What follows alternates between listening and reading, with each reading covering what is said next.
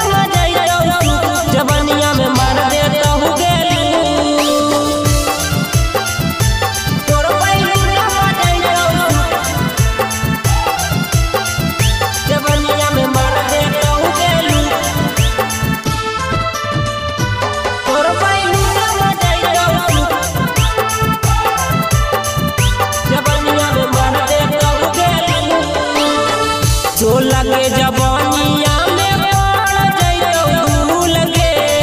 हो तो ने मोलायम कितना लगाई डरमी भूल गे हे जो लगे जवानिया में पड़ जइतो भूल गे हो तो ने मोलायम कितना लगाई डरमी भूल गे पछिया हवा चलो हो जइतो लहंगा में पछिया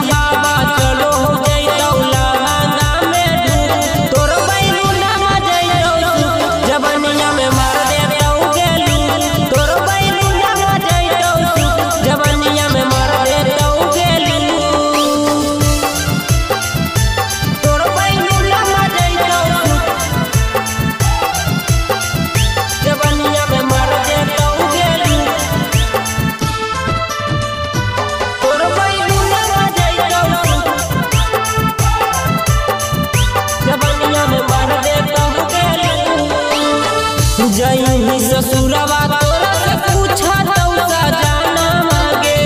अते छोटा कैसे होलो खजाना मांगे हे गे जई ससुरवा तोरा से पूछा तो जाना मांगे अते छोटा कैसे होलो खजाना मांगे बुद्धू दीवाना कहो त करो बाकी बदसालू साहिल शिवम कहो त करो बाकी बदसालू तोर बैलू ना जइतो